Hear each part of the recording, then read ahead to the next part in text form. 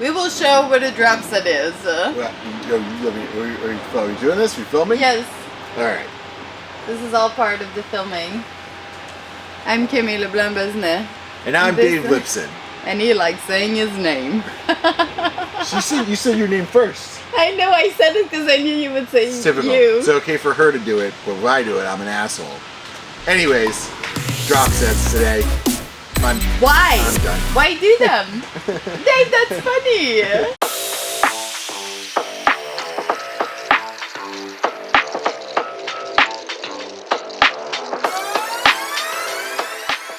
So drop sets are a great tool to use as a way to basically do progressive scaling. When your muscle fatigues and it can no longer contract, we start to reduce the intensity by taking the weight away, which allows you to continue to do work, put additional stress on muscles, but keep those fibers moving, which just pulls in more muscle. And it's a great way to maybe end some exercises. You might not want to start with drop sets, but certainly maybe in that last set, it's a really good idea because once you've done a good series of drop sets, you are totally cashed out. You're not going to be worth much after that. Yes. Drop sets like the best way to finish and murder that muscle down all the way to the ground.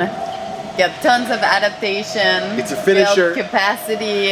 It's a killer, but a lot of people don't always do them right. So I think it's first to understand like how many drops you should do and what kind of drop, like how aggressive should the drop be. So typically, we usually use things like maybe 1 or 2 drops that are roughly about 20-30% less than the heavy weight you're moving. So maybe you'll do something like a heavy 10, drop 30% into another heavy 10 or reps to failure.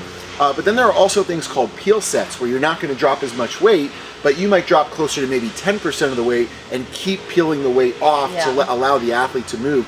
This is a really cool concept because unlike loading and unloading the bar, in a peel set, the athlete stays on the exercise and the spotter or the coach is just going to peel the plates off as they keep moving. So it's a disaster, and I'm going to show you what it looks like with Camille. Yay! Cool. I might cry. When we live in the other place we lived at, every time we try to film outside, someone would be cutting their grass for like hours and hours.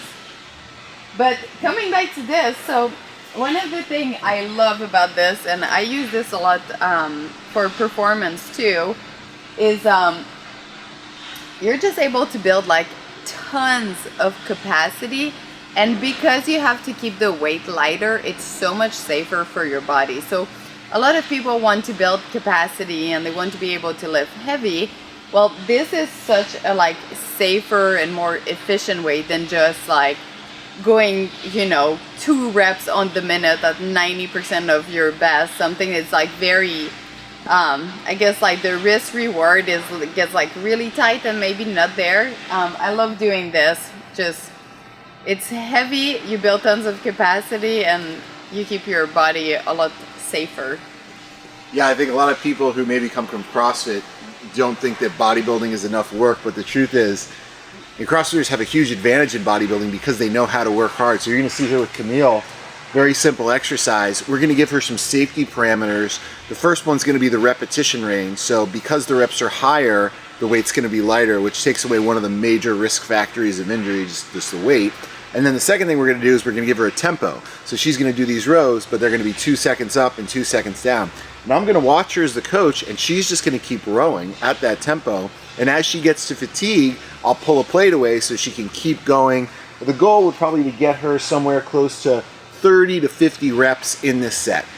So the nice thing about the tempo too is that when we're talking about failure is not necessarily, oh, I can't lift the weight anymore, but it's when you start doing weird things too.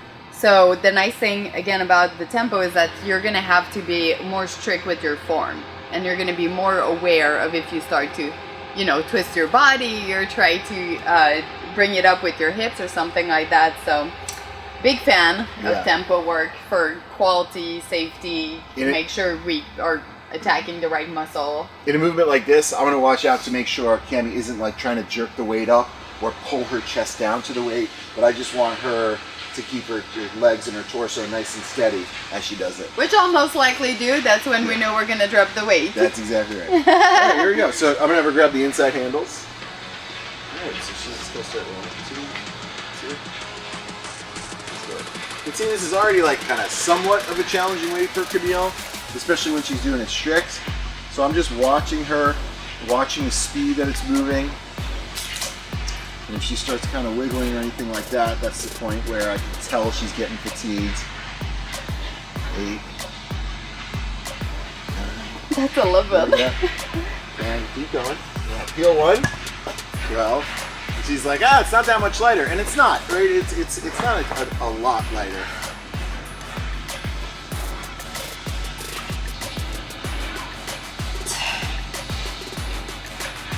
Yep. Yeah.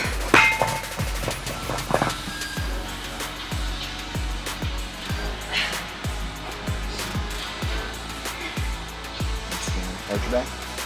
There you go.